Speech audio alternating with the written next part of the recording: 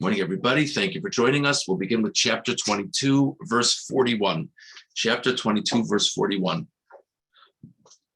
Bilam comes to Balak. They're ready to do Bilam's special work. Vayihiva boker, and it was in the morning. Vaikach Balak as Bilam.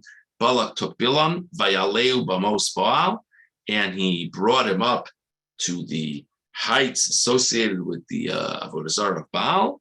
Vayar misham kitzei ha'am, and he saw from that spot the edge of the nation. So he took them up to this viewing post, and he was able to see part of the people.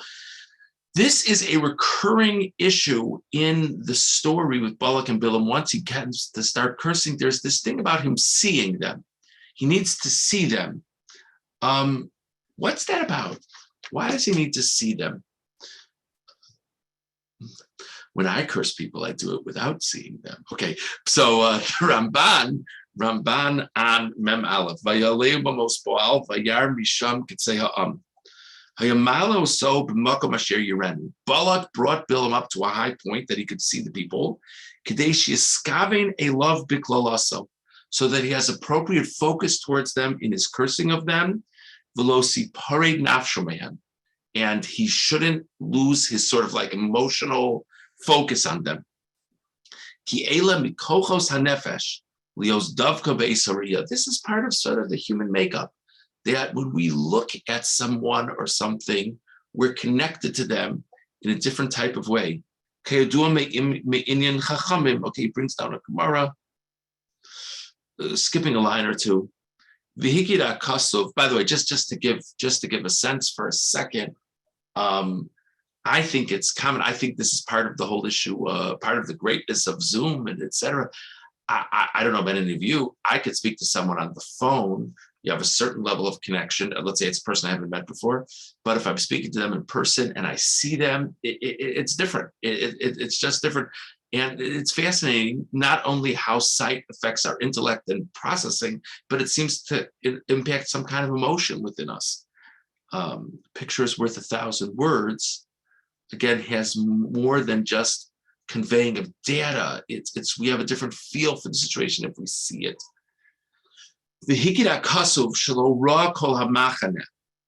So it's pretty explicit in the verse that he didn't see all of the encampment. Why not? As we've discussed earlier in this book, they were spread out in their encampment to north, south, east, west. Also,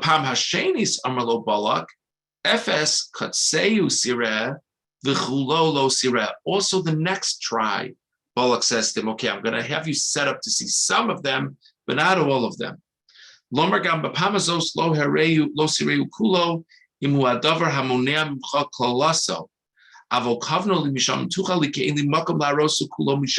it's really interesting. So the Ramban explains that Balak surmised that the technical difficulties in the first attempt at least possibly were connected to the fact that Bilam didn't see all of them. So he tells them, we're going to go to a second spot. You're still not going to be able to see all of them. Are you able to do this? Are you going to be able to do it? He says, yeah, I'll be able to do it.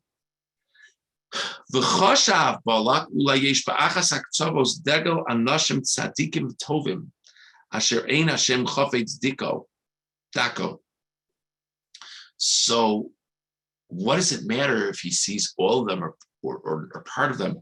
So Balak was worried that maybe the people living along the edge of the nation were people of unique piety, and God didn't want them to be cursed. So Bilam was like focusing on these people. Maybe it's going to be his ability to curse them is impaired because these are special people. It's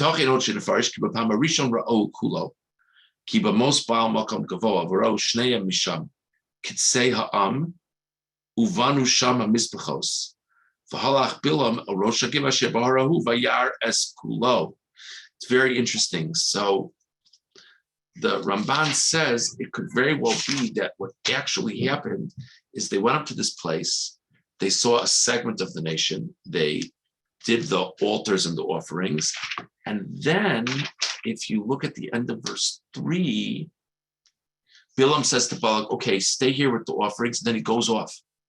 Why did he go off? So the Ramban says maybe because there was a better spot that he could see everybody. Just an interesting thing. Okay, let's go on now to chapter 23, verse 4. Very famous phrase. It's famous actually because of another Rashi in another parsha. So Bilam is ready. Balak and Bilam have set up their offerings. Balak is standing behind with the offerings, and Bilam goes off to curse the people. And it says, Vayikar Elokim El Bilam, commonly translated as God sort of happened upon Bilam, like a language of mikra, like happenstance. Vayomer love, and Bilam said to God, Ashivasim is b'chos harachti, I have assembled the 7 altars for Aal Par V'ayel B'mizbeach. And now I'm bringing up, and I've placed animals on the altar. What's the significance of that phrase, Vayikar?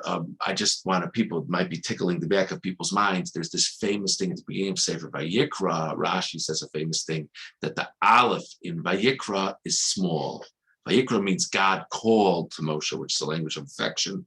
But there's a whole idea that Moshe was humble and he didn't want to be known as the one that God called to in this very special way. So he said, why can't it just be Vayikar? Like what it says by Bilam, that God kind of just happened upon me. That might be something in the back of people's minds. Ramban and Pasuk Dalet, Vayikar Elokim El Bilam. If you remember, we discussed yesterday that the Ramban says Bilam wasn't a real Navi. Forget that he didn't have the piety of the traditional Naviim. He didn't have the capacity of the tradition. This idea of speaking to God in this story is only in the merit of the Jewish people. Okay, Nemar Bo B'Lashon Hazeh. The Ramban says that's why it says that God just happened upon him. Ki ata boilov dibur Hashem derech mikra l'chvod Yisrael. You know what it means that God came to him in a happenstance way? It doesn't mean God bumped into him at the pharmacy. That's not what it means. What would it mean, a happenstance? What it means is this is a happenstance thing that God is communicating with him. This wasn't normal for Bilam that God would communicate with him because he didn't have that right, ability, power, whatever. Ulakach Amar Lo, Vayavo Amar Bo, Vayavo Elokim El Bilam. Therefore, it says in the pasuk that God came to Bilam. Ki Alosh Hazeh Lo Yomer B'Neviim, Rak B'mi Shelo Ba B'Madrega. He says even the language earlier in the parsha when God first communicated with Bilam, like what do these guys want? What's your story? It says God came to Bilam. So they don't normally say that by prophets communicating with God because he wasn't a real prophet. Okay,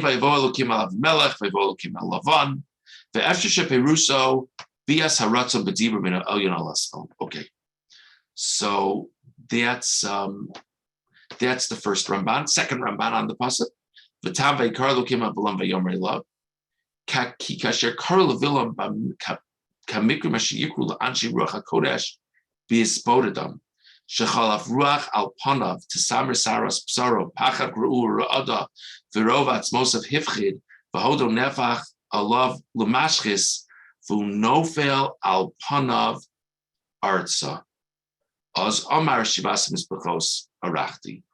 So just shocked, by the way, the Ramban says that when God happens upon Bilam, so we explained why it says he happens upon Bilam because it wasn't normal for Bilam to have this experience.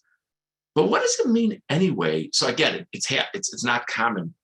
But what did God knock on Bilam's door? What does it mean? God came upon Bilam in a casual. What does it mean he came? God is everywhere. What does that mean? God is nowhere, everywhere, however you explain it. So the Ramban says what it means is Bilam had like an out-of-body type experience. I don't know if that was the right phrase, but Bilam was shaking and Bilam fell on the ground like we have with the real Nevi'im because God was giving him this opportunity in this specific context. So that was the encounter Bilam had with God. He was shaking and trembling and his face changed color, et cetera, et cetera. But the meaning of Vayikar is that this was a unique experience for Bilam. Once he kind of got his bearings after this first shocking thing, then Bilam says to God, I've assembled the 7 altars. Just an interesting thing to think about. Okay, one more Ramban here. Verse 5. Vayasem Hashem davar b'fi Bilam. God placed a word, a message in the mouth of Bilam. Vayomer, and he said, Shuvel Balak v'chosedaber. God said to Bilam, return to Balak, and this is what you should say. You ever wonder what it means that God put words in his mouth? He actually used the phrase, so it's probably not so troubling, but on a literal level, what in the world does that mean? Ramban, Pasuk Hey, Vayasem, V'tam Vayasem Hashem davar b'fi Bilam. Yesh mefarshim, ki lo yada Bilam b'dvarim, ach Hashem yisparach milo dvarim v'amar lo, shuvel Balak v'chosedaber, ki yetzah dvarim mepicha. Some say that Bilam didn't even know what the words were. In other words, whatever this means exactly, God placed words in his mouth. He programmed Bilam. He says, okay, you don't even know what I'm talking about. You're going to come back and this is what you're going to say. And that's what it means. He placed the words in his mouth. It's like someone setting something up on a board. God put words in Bilam's mouth, very literal. Okay. He says, but I don't think that's the pshat.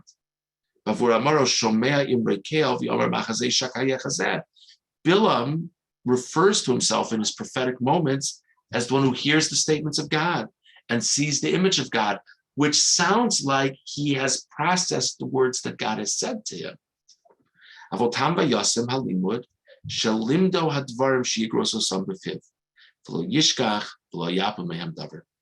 says, you know what it means? He placed words in his mouth. He told him what to say. He taught him what to say. So just an interesting question. Does it mean that Bilam had no idea what the words were going to be? I think that's what the kids like, right? That's how they're taught. Like Bilam, he steps up and he thinks one thing is going to come out of his mouth, something totally different is going to come out of his mouth. That's sort of like this first chapter Ramban says. Not exactly, because it's clear from the psukim that, Bilam was ready to say one thing, but then God did something with him. God tells him, there's something I'm putting in your mouth, okay? But the second chapter Ramban says is it just means God told Bilam what to say.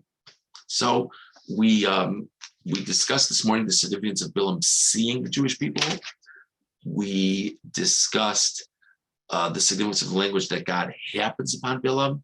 And we discussed what does it mean that God put the words in Bilam's mouth.